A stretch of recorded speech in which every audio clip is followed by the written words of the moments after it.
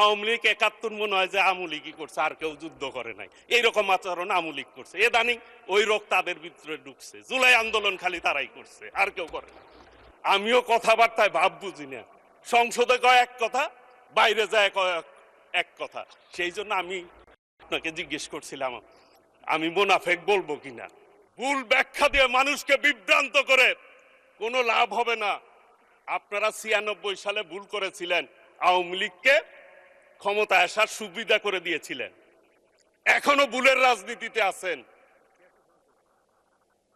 ৮৬তেও করছেন, ৯৬ও করছেন, ভুলের রাজনীতিতে আছেন। একটা কথা বলে যাই, এইবার যুদ্ধের কথা বলেন, বিভিন্ন কথা বলেন, একটি কথা বলতে চাই, এই সংসদকে সাক্ষী রেখে আগামী দিনে কোন আন্দোলন হলে, সংগ্রাম হলে বাংলাদেশের মানুষের পক্ষে হবে। হেরে যাবে রাজাকার, জিতে যাবে বাংলাদেশ ইনশাল্লাহ। মাননীয় স্পিকার, নতুন সংসদ সদস্য তো, সেই জন্য একটা কথা বলতে চাই।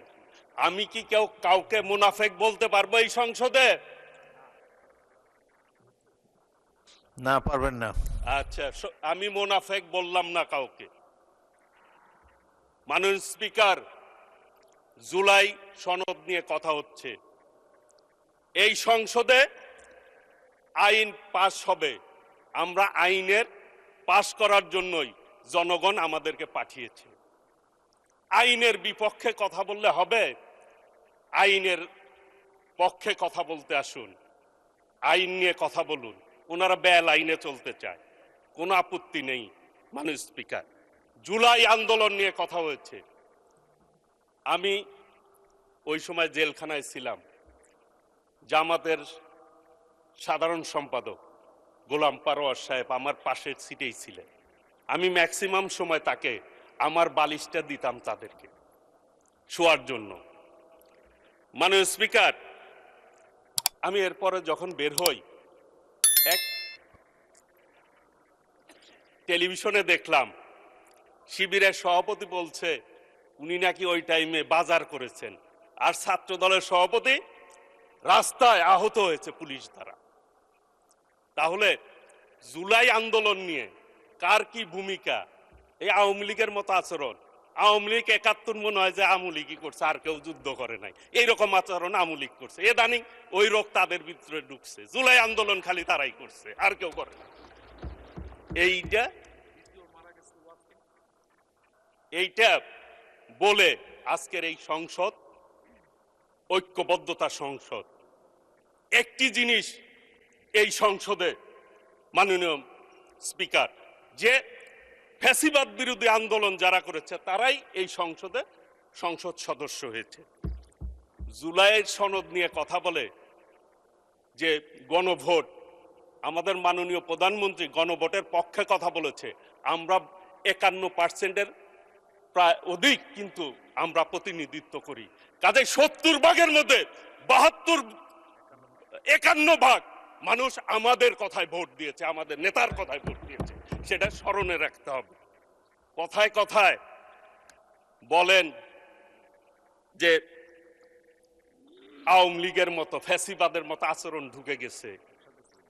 ২ মাসের সরকার, কিন্তু এটা কিন্তু ৫ বছর, মনে হয় যে ৫ বছর সরকার আমরা শুরুই করলাম না, তার আগেই যত সব অভিযোগ। এই ২ মাসে কি কি করছেন মাননীয় প্রধানমন্ত্রীর নেতৃত্বে, সেই কথাগুলি কিন্তু একবারও বলেন না। গতকাল একটি সমাবেশের বক্তৃতা শুনলাম আর কি, বিভিন্ন ইস্যুতে তারা কথা বললেন, জাতীয় ইস্যুতে। মাননীয় স্পিকার, এইটা কিন্তু ৮ সালের নির্বাচন মার্কা সরকার না, এটা ১৪ সালের নির্বাচন মার্কা সরকার না, ১৮ সালের নির্বাচন মার্কা সরকার না, এটা ২৪-এর সরকার না, আমির সরকার না, জনগণের প্রত্যক্ষ ভোটের সরকার। কাজেই হিসাব করে পথ চলা উচিত। কথায় কথায় বলে ফেলেন, নিঃশেষ করে দিবেন কাদেরকে, নিশ্চিহ্ন করে দিবেন কাদেরকে? মাননীয় স্পিকার, মহান স্বাধীনতার ঘোষক শহীদ রাষ্ট্রপতি জিয়াউর রহমানের দল বিএনপি, যার নেতৃত্বে এই দেশ স্বাধীন হয়েছে। এরপরে বাংলাদেশে তিনটা গণ অভ্যুত্থান হয়েছে যদি আমরা ধরি স্বাধীনতার পর। ৭৫-এ বিপ্লব হয়েছে, নেতৃত্ব দিয়েছেন শহীদ রাষ্ট্রপতি জিয়াউর রহমান, সেই দল বিএনপি। ৯০-এ একটি গণ আন্দোলন হয়েছে, তার নেতৃত্ব দিয়েছেন দেশনেত্রী বেগম খালেদা জিয়া। আর ২৪ আন্দোলন হয়েছে, নেতৃত্ব কে দিয়েছেন?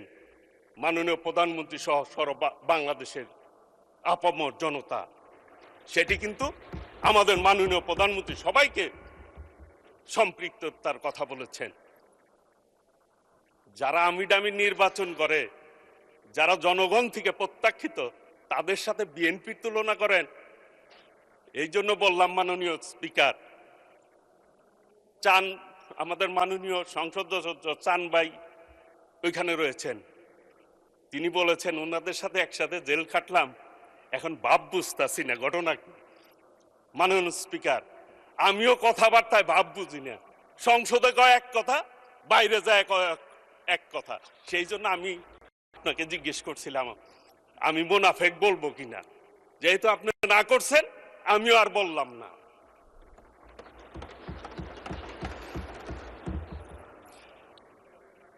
একটি কথা বলতে চাই, এই ২ মাসে বিএনপি যে কাজ করেছে, যে কাজে হাত দিয়েছে, অন্য কোন সরকার মাননীয় প্রধানমন্ত্রীর জায়গায় থাকলে এই ধরনের সাহস করত না। মাননীয়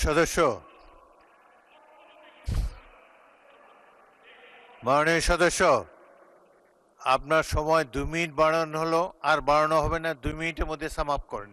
থ্যাংক ইউ। মাননীয় স্পিকার, ধন্যবাদ আপনাকে ২ মিনিট সময় দেওয়ার জন্য।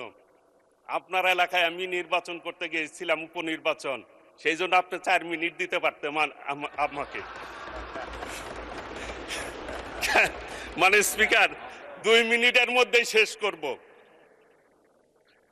এই সরকার, আমার এলাকার কথা আমি নাই বলি, আমার মাননীয় প্রধানমন্ত্রী আমার এলাকার নির্বাচনের আগে গিয়েছিল।